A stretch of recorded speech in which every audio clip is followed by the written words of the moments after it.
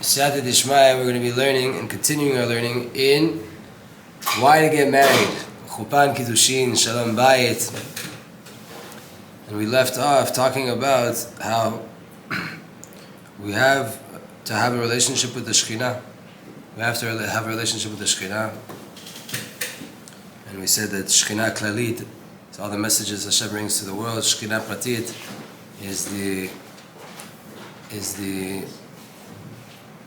way that we hear Hashem talking to us through our spouse. And it was asked online after the last class and mentioned that we want more classes on the Shekhinah. People want to learn about the Shekhinah, people want to learn about these ideas. Hashem's presence in the world, which is a beautiful thing and a beautiful desire to have, to want to learn about this. So B'ezrat Hashem, it happens to be that the book continues talking about it. We just are in the middle of it. So B'ezrat Hashem, let's continue our teachings. We are in Byam Darkecha on Chupa and Kiddushin, this little pamphlet that was put out. We're on page Tet Zayin. Yichud Kudsha Brichu Shchinte. This is a term that comes up a lot, specifically in Tzfat, but also in other places in the world. What is it to unify Kudsha Brichu and Shchinte, the transcendent light of Hashem prior to all creation, with the present revelation of Hashem in this world? How do we make that unification? Which is essentially our job. Our job is to reveal Hashem in the world. To reveal that all of the creation, all of the finer details within that creation, all come from and live by way of a supernal root that they have up above. And that root, which is obviously the light of Hashem, also comes back down and shows up in every facet of creation. Everything in this world is just a revelation of the light of Hashem. And in the future, it will be completely revealed.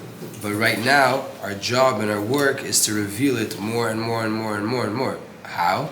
By way of our thoughts, by way of our emotions, by way of our actions. And this is the whole entire job you have your whole entire life. To reveal Shekhinah. To reveal the reality of Hashem and His light. That the whole entire creation is just a part of Hashem. Hashem is here, can be found inside everything that we're going through. And this revelation, right, to reveal Hashem in the world, it's whether we're talking about to our own heart, or even actually practically in the world, right? I could think a certain thing, I could feel a certain thing, I could get certain lights concealed from me, that those lights are in the aspect of impregnation, and we need to give birth to them by way of 70 screams. So that's the revelation of Hashem in my own heart. And then, with my actions, I reveal Hashem in the world. I do things that show up in the world. It's our whole entire life. Our whole entire life is to reveal Hashem in our hearts and in our world. And this is what's called Yichud Kudsha Brichu and Shchinte, the unification of HaKadosh Baruch Hu with the Shekhinah. Because the Shekhinah is a revelation of the light of the Ein Sof within the world practically. That's what Shekhinah means. When Hashem's light is revealed in a practical application in this world, I sense it here in the world of actuality, that is a revelation of Hashem. And Kudsha Brichu, what's Kudsha Brichu? That's a nickname, another name to the Or Ein Sof, but on the higher side, on the concealed side, what I don't know. Right? The light of Hashem that hasn't made it down here, that is not constricted by the creation. The simple light that stays up pre-creation, pure light that doesn't get tainted. Not that the light gets tainted when it comes down here, but it comes into a world where it gets covered up. The light is always the same light. It's just how much are we able to be conscious of it. But there is a reality of a light that's up there that could never ever be covered up, that is never ever diminished by way of the creation. So Shekhinah is the light of Hashem that is found practically shochen, dwelling here in the world. And Kudsha Brichu is the light that is above, the shoresh, the roots up above that doesn't get diminished down here. And the person in this world has one job, to unify the two. דהיינו שתחילה in the beginning, מתוך המגולה נבין שיש שורש עמוק נעלם. First step about revealing Hashem in the world is to understand that from everything that's revealed in my life, meaning from the reality that I've been living for all these years before I figured out what Ichud Kudsha B'Chu and Shkinte is, that from my everyday life I will reveal and know and understand everything has a root. Everything I see in this world, good, bad, ugly, evil, righteous, every single thing is rooted in a higher place. That's the first step. Everything about it. Everything comes back to the Ora Ein Sof Baruch Hu. Everything comes back to that infinite light of Hashem, which is the root of everything. And then, from that recognition that there is a root that is hidden up above, now I'm going to work on trying to achieve it, trying to understand it more, trying to have more of a relationship with the hidden light, not with what I see in front of me. Right? There's, for example, a food, a drink, whatever it is, right? So the cracker in front of me is a cracker. But if I understand that it has a shoresh, it has a root up above, so then now what do I want? The cracker or the root? What am I trying to engage with? The root. Right? The root. But how did I understand about the root? How did I understand that there is a root? By way of the cracker. Right? So this is the other thing. The first step, you're a human being, you're in this world, be in this world, understand that you're in the world. Hashem sent you here, and from that world, and that world that Hashem sent you to, recognize that there is Hashem. And now, from within that world, develop your relationship with Hashem. And after you get that level, now you understand the yichud of Hashem more, the oneness of Hashem on a higher level. And then, what happens after that? 1 second. Our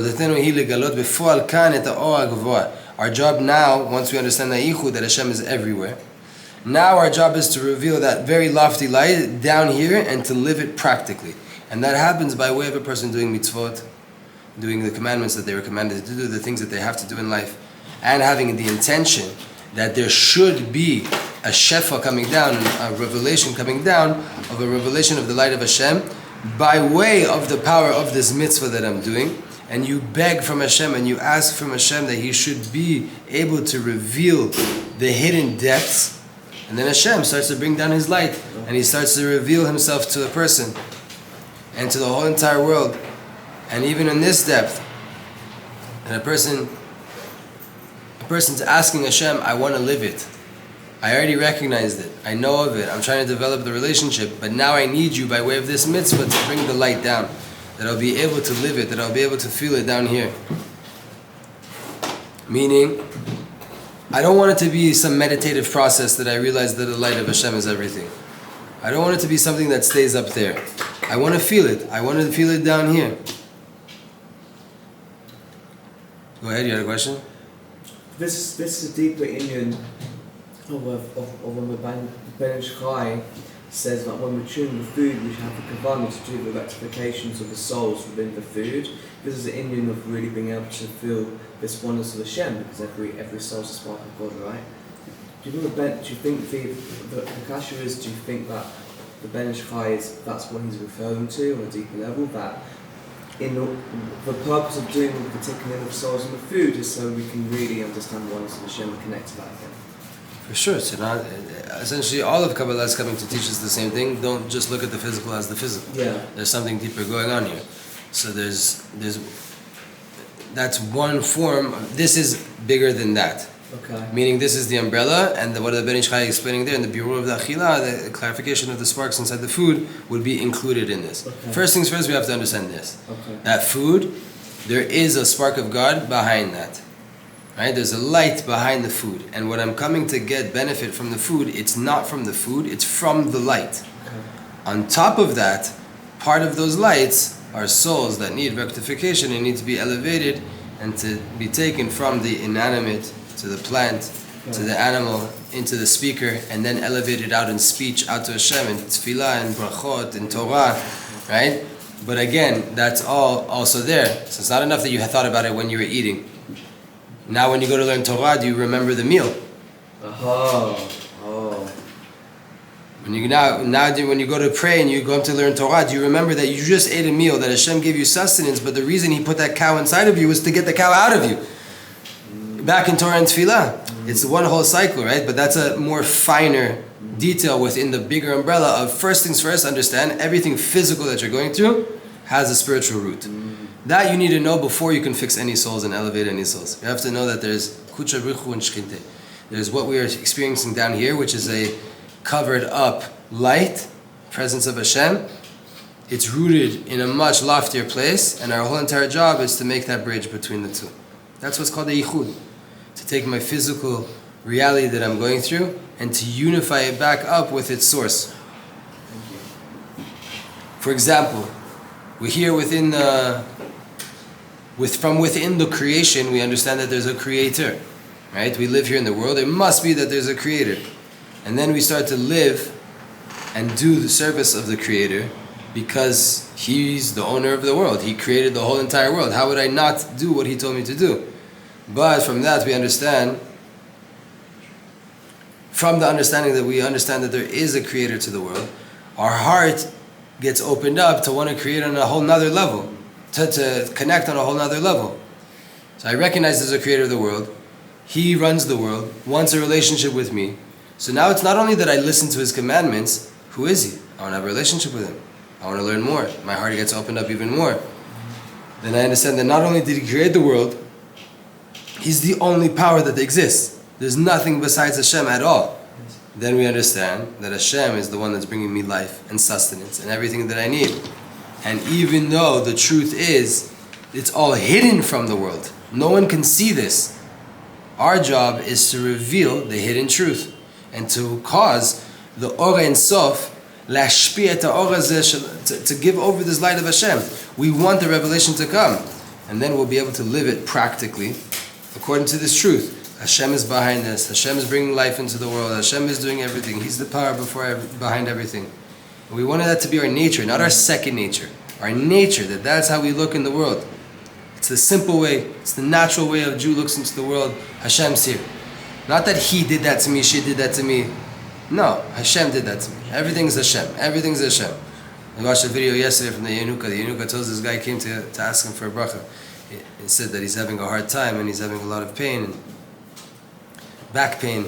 And the Yenuka said, anytime you have back pain, it's because you're not bowing down to the Creator. Wow. He says when you have modim, when you have to do modim, right? When you do the modim and amidah, he literally did it on the video. He bowed all the way down. He says in halacha it says that every single vertebrae on your spine has to be out. Essentially your spine should be poking out of your skin when you bow down, not just like this and you're back up. The halacha says put your whole entire body that you're like this, that your spine is protruding out of your back, right? That you can see individual vertebrae there. Why? That's how much you have to bow down. Why? Because that's what you have to do in front of Hashem all the time. You have to bow down your head and say thank you Hashem and put your head down that much. And more you do that, the less back pain you'll have. So you're supposed to articulate every spine down, or you're supposed to hinge down with a flat back? No, not flat. That's what I'm saying. Your spine is meant to be bent. Submission, complete submission. Complete submission. Wow. I'm going to show you, remind me to show you this video. Okay. Just to see how many times he does it and how many times he says the whole thing is just to bow down to Hashem, to bow down to Hashem. Again, you have to just bow down to Hashem. He just drilled it in. This is exactly the thing. And the more a person works on this, the more a person understands that this is your whole entire life, making this bridge between the light that's up above there with what I'm experiencing down here. Then you cause for Hashem to really reveal Himself in the world. Meaning that the Ein Sof starts to reveal deep down the true reality. What is the true reality? And it brings down the Shekhinah, the light of Hashem, more and more, and then it gets revealed in practicality, in fruition in this world, more and more. This hidden, concealed light starts to become a reality in your life. The more you seek it out, the more Hashem will give it to you. The more you seek it out, the more Hashem will give it to you. So, what does this all have to do with getting married? Getting married, Nisuin, is the Shekhinah. Yichud Kudsha Brichu and Shchinte, this unification that we're talking about, which is the purpose of all of creation, the purpose of the whole entire Torah, and the Kala, to reveal the light of the Creator within the world, And it's done in every single mitzvah.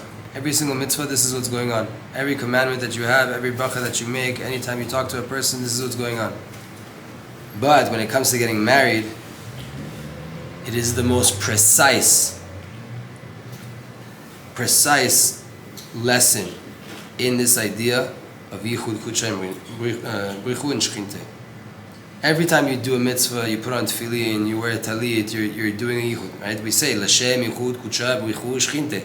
You're meant to say this before every single mitzvah, especially Balei Tshuva, because we've ruined the pipes a little bit, and sometimes it could be that we set up the pipes to be nursing from a wrong place or to feed in the wrong place. Anytime before we do something holy, we say Lashem Yichud Kudshem Brichu Shchinte. There's no power to take that shefa to anywhere else. I'm doing this for the sake of the unification of Hashem and His Shekhinah in this world. Now there's no more power to take it to another place. That's why it's so important to say Lashem Yichud before a mitzvah and before you're doing anything. The number one way that you do Yichud Kudshem Brichu Shechinte in your life is by way of being married. Even in your wedding, in your marriage, the hidden is revealed by way of the revealed. You're not going to be able to do anything. like the Gemara says, the husband, he brings chitim, he brings wheat, and she makes from that bread. It's Hashem too. It's Hashem too. This is Hashem too. It's just to make all the viewers online feel welcome in the land of Israel. From wherever they are, they can tap into the horns and the hooting of the land of Israel. It's okay, guys. In the land of Israel, people have stuff to do. In Miami, you can sit at a red light that turns green for 2 minutes and no one says anything. They just sit there at the green light. Here, 1 second, if you think at a stop sign for 1 second, you're going to get 5 horns. It's okay, we got stuff to do in this world. Trying to make yichudim here. So the husband brings wheat home and the wife makes bread from it. And she reveals the power that was hidden inside of her husband's wheat. Same thing with the children, right? The husband brings a seed, the woman brings back a child. What was hidden inside the husband? This is the whole entire idea of getting married. In the reality of getting married, it's all revealing this reality. That two different things that seem separate, really, they are half of one thing. One half is the root and the potential, and the second half is the what's bringing it out into fruition in revelation. Therefore, marriage, getting married, is the ultimate yichud of Kudsha Brichu and Shechinte that we have, because the couple, they become a merkava, a vehicle, mamash, a vehicle for this exact revelation that we're talking about, and they reveal that there is ashpa'ah, there is a source that's bringing down abundance and affecting and bringing down light from above. That's Kudsha Brichu, Kadosh Baruch Hu. And there is gilui bifal. There is actual revelation, Shechina. Them miuchadim. They are one. They're unified. Meaning they're both parts of one. AKA when the horn of the car is going off right outside your window, that is not separate from all the beautiful pure lights of no horns, of just peace that are up above. They're not separate. It's one. And any single time that you reveal HaKadosh Baruch Hu in the world, you reveal Hashem in this world, specifically when you have the intention to do it, then not only that you did it by way of an action, right? You walked out in the street with a kippah. What are you saying? Yarmuka. What's Yarmuka? Yere Malka, awe of the king. Just your kippah is already Yichud Kudsha Brichu Shechinte. But did you have intention to do that when you put it on? By way of this, you really, when you have the intention, you really cause for it to be revealed. And then Hashem brings down more lights, reveals the light of the Shekhinah inside the Shekhinah. And this is how you reveal Hashem in the world in the highest level possible. On a deeper sense, The idea is to create, to connect the revealed creation with the higher root, the higher hidden root of the Creator. And by way of that revelation, to recognize the hidden root. Because once you recognize that there's something that's hidden, and you need to reveal it, meaning you have to live it, you have to want to live that truth, what does it help to know that something's there but you don't actually live it? You have love for another person in your heart but you don't reveal it. You tell your wife you love her but you don't act like you love her. What does that help? Knowing about something deeper, it needs to be revealed into this world.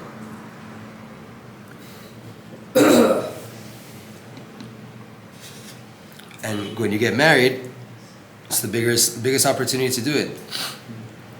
Two people that essentially are separate, two human beings, two different people, two souls, everything looks different. One is a male, one's female, one likes certain things, the other doesn't. Salty, savory, and sweet, they're two different people. But really they're half of one. The man, he's the source of everything. He's the mashpia, he's the giver, he brings the money home, he brings the seed, he's the one that's bringing the lights into the home. And the other half, the woman, she's the one that needs to reveal the power of the man into fruition. And even externally, even though externally it seems like she's the only one that's doing, she's with the kids, she cleaned the house, she cooked the food, it seems like she's the one that's doing, it's not the ultimate truth. Really on the inner side, she's just revealing the power, and the main thing is really him. We as men, one, we need to know this on the side of not to become now a dictator. I rule over the house, I'm the one that is all mine, it's all chas v'chalila, God forbid. But we do have to know that if we want blessing in our house, that's dependent on us. If we want to have money in our house, then we have to guard ourselves and make sure that we're holy, because we're the one that's the ikar. We're the one that's going to bring down all the influence and the shefa to give her to make anything happen. So yes, practically, physically, you see that she's the one that does more and she makes the things happen. But how did she get all of that stuff? Where did she get the ingredients? Where did she get the money to buy it? Where did she get all that? So there are houses in the world, yeah, that the woman works more and she provides and everything. Our generation is getting a little bit twisted. It's okay. But even in that case, if the woman's working and her husband's learning Torah, so then where does all the light of the money come from? What do you mean by It's spiritual, huh? What do you mean by light of the money? Meaning, she works and gets money. So essentially, in our generation, you have a lot of women that take in the men's physical role of working and bringing the money. Works. Correct. I'm learning, yeah. But what do? I'm learning. So where does the money actually come from? Well, everyone comes from Shemayim. Exactly. So now, who's really making the money? Well, myself, by learning Torah, which draws down the light. Correct. But she had to make. But surely she made the vessel for the light to be contained in. No. Yes, now she is. And yes, correctly. But you're the one that's drawing it down. You're the shefa. Shefa is light. It's not vessel. Okay. Meaning the vessel is going to show up in the money, right? But now, what is it being said here? I'm talking on the man side. We have to look at ourselves as we are the ones that are mashpia. We are the ones that bring down. It's like we were saying yesterday. We have to make a certain decision so that she knows that this is what we're doing. Why do you have to do that? Because you're the mashpia. So now too, if you're in your example, in this situation, and many people in the world now, that the men are learning Torah and the women are working, the man needs to know that it's really his Torah that's bringing down the shefa. Not to be disrespectful to his wife. She's working and you have to be appreciative. But she also has to understand that the real power that determines her salary and how much money is from the bracha of your Torah. And with that said, when you're sitting to learn Torah, you have to make sure that you're actually learning Torah. And that you're not doing a million different other things, and that you're in it, and you realize right now you are doing the yichud with the Kadosh Baruch Hu to bring down the money. You are the one that you're still influencing, you're still doing. It's not that she's working and now you can sit around. No, I need to tear myself apart. If she's working physically, how much more so do I have to work spiritually? How much do I have to? So if a person at work can't get up and do what they want, or to go off for a long break, so can we do that in Torah? No. If a person at work can't be snacking and eating all day long while they're working, can we do that in Torah? Right? These are things that we have to. Don't take it personally. We have to. Right? We have to weigh this and we have to bury it. We have to measure if this is the reality that I'm the man bringing down the blessing, and then I'm going to have to watch my wife doing dishes, cooking, taking care of the children, creating those children, laboring, pregnancy, all these things. How much more so do I want to bring down a pure light? A better light. Let's give her the right ingredients to work with if she has to bring this all to fruition. And on the woman's side, the woman needs to know, my husband is the source. Yes, I did the dishes. Yes, I cooked the food. Yes, I'm raising the children. But thank God I get to do that. I'm revealing the power and the lights that are coming down.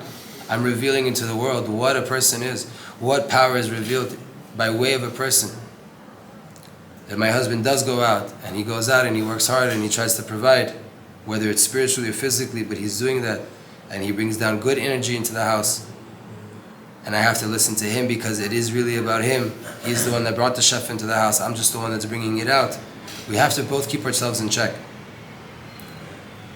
Is it better when a man works part-time and learns, or just learns? If he's not really learning, then he should work also.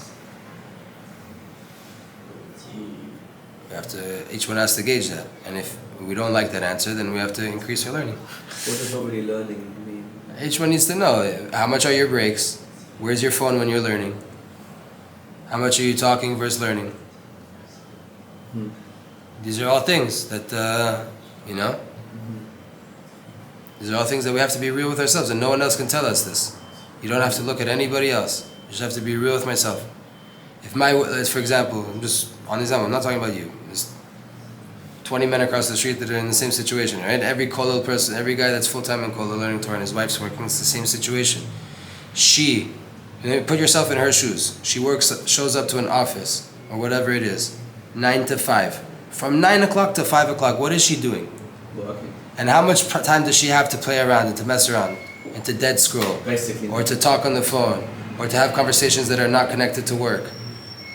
If you are the man learning Torah in that time, and that's the situation, that she's working so that you can learn Torah, how does your 9 to 5 look? And is it as intense as hers? Just be real with yourself, and you can't look anybody else. That's good. You have to be real with yourself, and you ask yourself that question. If you are really doing it, then are you really doing it? And then, if you're not, and there's wasted time, so that's all a sin. It would be better to be working than to be doing that. And that's what the rabbi said in Pirkei Avot 2,000 years ago. Torah without melacha, in the end you're going to waste time. If you learn Torah and you don't have a job, you don't have something to keep you busy, you're going to end up wasting time and sinning. And the wasting time, laziness, leads to shigaon. Shigaon leads to ne'uf, to sexual immorality. That's the process that the rabbis lay out. You have free time to waste, you're lazy, that means you're going to go crazy. When you go crazy, you're going to lose your mind, and you're going to start playing around and doing things that you shouldn't be doing. So if that's the trajectory, we have to just check, am I learning Torah or not? She's definitely working. The money's coming, she's working, she's out the house, she's doing her job, am I doing mine?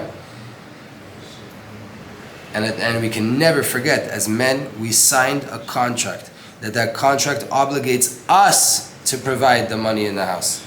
You can have different agreements set up. You're still signed on that contract. Yeah. And according to what we're learning here, if you're the one sitting learning Torah, you're still the one bringing the money into the house. Imagine you're getting paid according to your work. That's how you should see it.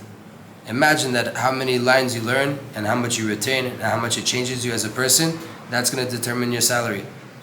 So it could be an hour with all of your might, and that's going to be a nice fat paycheck. It could be 6 hours and you're going to get paid 200 shekel. Be real with yourself. Go ahead.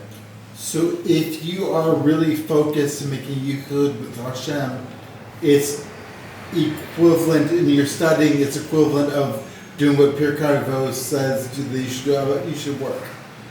And so the equivalent to that, or you still have to, could work be twirling in understanding the halacha and the chassidus and Hashem's light? No. Simply put, I'm not changing what the words of Chazal. Chazal said, person needs to work and learn Torah. Yes. There's a machloket in the Gemara, Rabbi Shimon and Rabbi Ishmael. Rabbi Shimon said that both of them agreed. When it comes to what is the main aspect of your life, Torah or working. both agreed Torah is the main aspect. Rabbi Shimon said, to the point that all you should be doing is learning Torah. If you learn Torah properly all day long, Hashem will make sure all your money is provided for you. Rabbi Ishmael said, no, Torah and Avodah. The main thing is Torah. You start your day in Torah, you work later in the day, you work a little bit, but you learn. The main way you're making your money and sustenance is Torah. But we're in the world, and the way of the world is to work, so work too. They both agreed that the Torah was the main thing. And the Gemara ends there and says, many tried to be like Rabbi Shimon, meaning to learn Torah all day long, and they weren't successful. So what's the actual halacha of the world? Rabbi Ishmael, learn and work. Why? Because to learn like Rabbi Shimon Bar Yochai, the question you just asked, if you go back and watch this in the video, listen to the question and understand when the rabbis say Talmud Torah keneged kulam, that learning Torah is the most important mitzvah. And just think and gauge, is my Torah learning there? And if it's not, again, having a job, working, is not necessarily now that you have to go work for someone after this, but you have to do something that you're busy, that you're providing, that you're part of the world. Because a person could learn deep ideas in Torah all day long and then never deal with human beings, never get put in situations where they have to actually apply their Torah, where they have to provide. Right now, the Torah, all this Torah that we're learning is telling you, you as the man, you're the giver, you're the one that's influencing light, you're this. Okay, but can you do that for your wife? Can you show up to provide like Hashem provides for all of us? Can you mimic Hashem in this world? And if your Torah is doing that, great. If it's not, you have to question it. Right? We're just trying to be very real here. No, not judging anybody or calling anybody. These are realities. This is Torah. Like, this is for everybody that's sitting learning and their wife is working. They're only doing that because they're meant to be. There's nothing else that exists in their life until their wife comes home. That's it. Torah. No distractions, no nothing. Like she is at work. That's how it's meant to be. The reason that we have such a fight right now in our generation of drafting and not drafting and what is Torah learning and this is because, come on, you can't fool people. Everybody knows. Enough people have walked by yeshivas and seen what's going on there and how the coffee room is full and the Beit Midrash is struggling. It's not. I'm not now speaking in order to cause kitrug, chas v'shalom. We have to all be real. If Torah is that serious and you have chosen Torah as your career, then fulfill your career and learn the Torah and stop wasting time. We all have to balance this. We have to be real. For example, let's get back inside.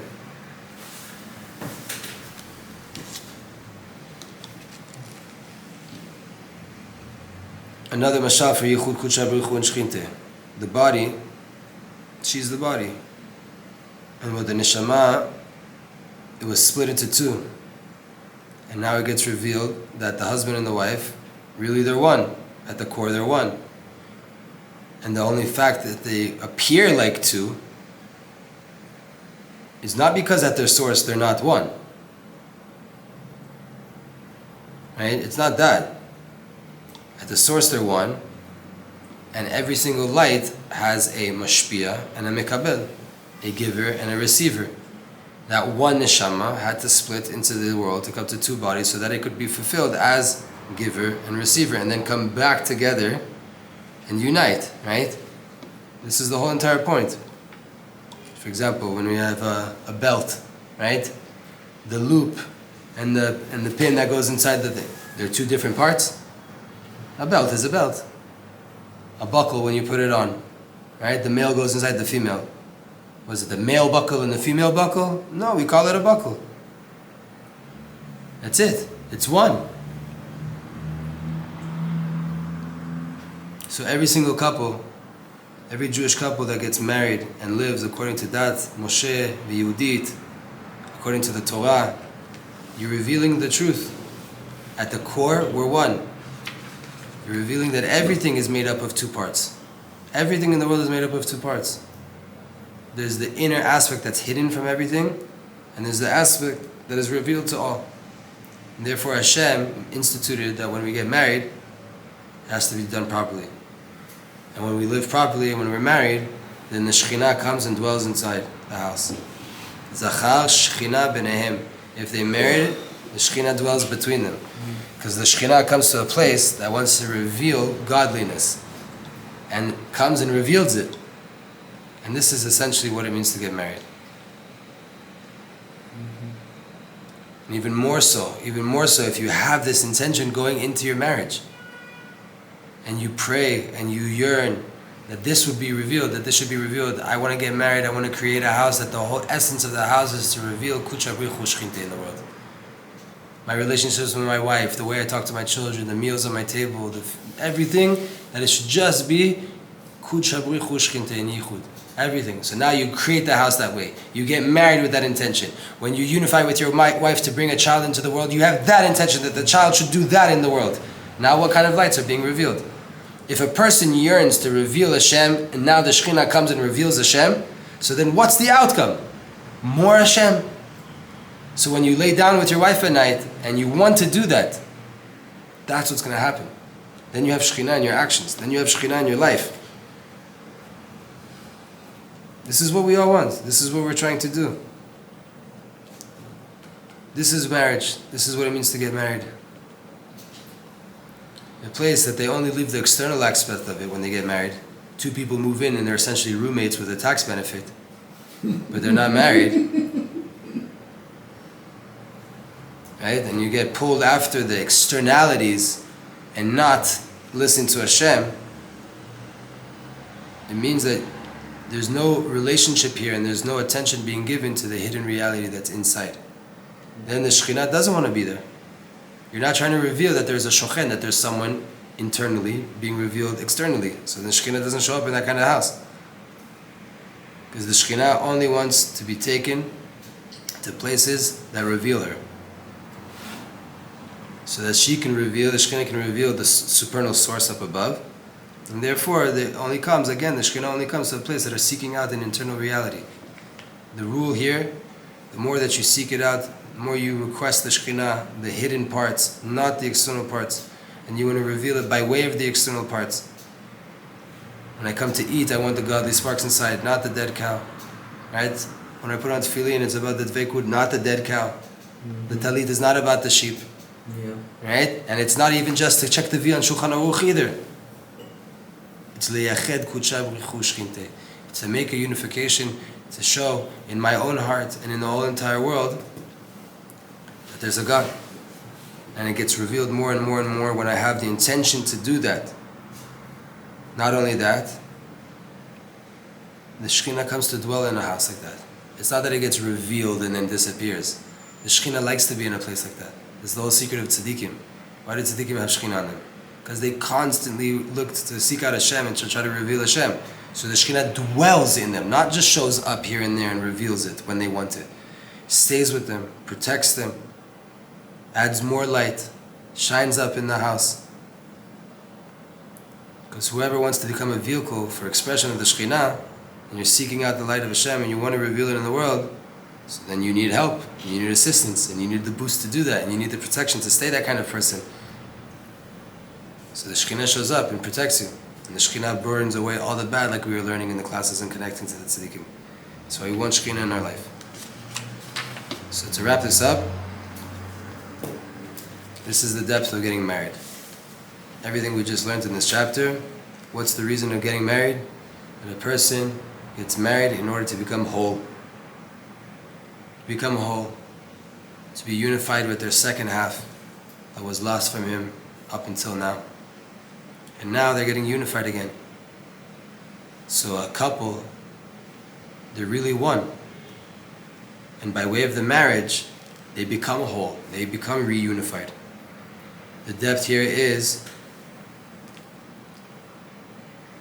that we want that not only they unify, that the Shekhinah should also dwell amongst them.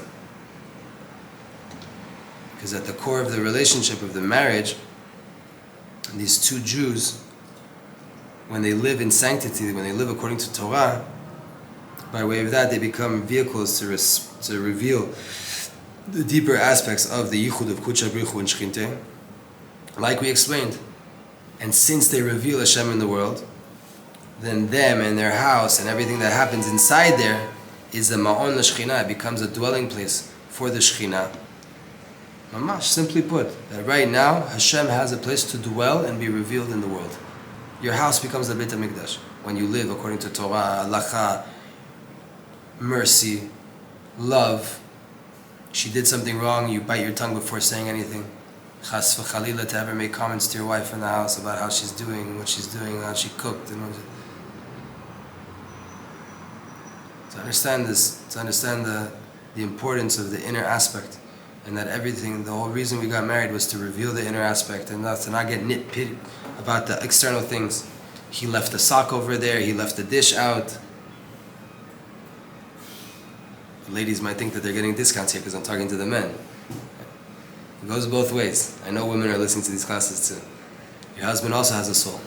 He's not just a beer drinking, football watching guy. There's a soul there. There's a soul there. We want to live Torah. We want to show up like that. We want it to be revealed in the world. And from that shefa that comes down into the house, it goes into the whole entire world. Everything that was written by Avraham and Sarah, right? The nefesh she'asu b'Charan, the soul that they made in Haran, these people that they were able to convert. How were they able to convert people? Because their house was the Shekhinah, and they had guests all the time. And if you walk inside a tent like that, and it's so nice, and its presence of God is felt, when you walk out the tent, you also want your house to be like that. They lived it, and just brought other people around them. The light gets affected, you already get affected by that, and that's it. It reveals itself outwardly. So the number one place you want to reveal Shekhinah is in your own house. Don't try to walk around telling other people how they need to act, and to fix other people's houses, and to fix other people's situations. Be good in your own dalet amot, in your own realm. That light starts to radiate outwards, and you elevate everybody back up. And this is the purpose of all. A person gets married, to merit to have the Shekhinah with them, like it says in the Zohar and many different places. Because the Shekhinah wants to reveal himself specifically to a person that's married. Not only that there's a hidden aspect here, that the Shekhinah is a hidden aspect and your person now is revealing it. When a person has a woman, like we said a few classes ago, he's complete. He's complete. Then the Shekhinah, so to say, is with him. And this affects your practical avodah. The practical things that you come to do, showing up to serve Hashem, being a person, showing up for your wife. When a person's married, his emunah, his midot, his actions, they all become more complete. Meaning everything, as long as I was single, it was all preparation just for now. You have the ability to elevate everything.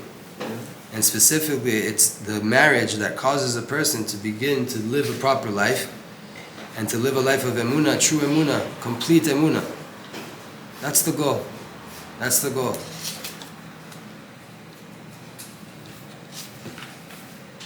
We're not done. We have a lot more to learn, but we're done for today on this topic. We are up to, we're not going to do the kavanot at the end, but we are up to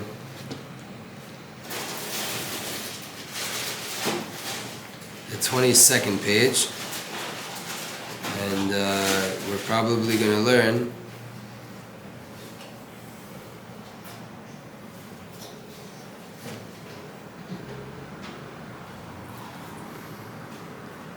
we gotta see how much we learn, because it's at a certain point it gets more Kabbalistic. But B'ezrat Hashem, we have at least another 4 or 5 classes in here to understand what is this idea, what is a wedding. We're going to get into the wedding as well.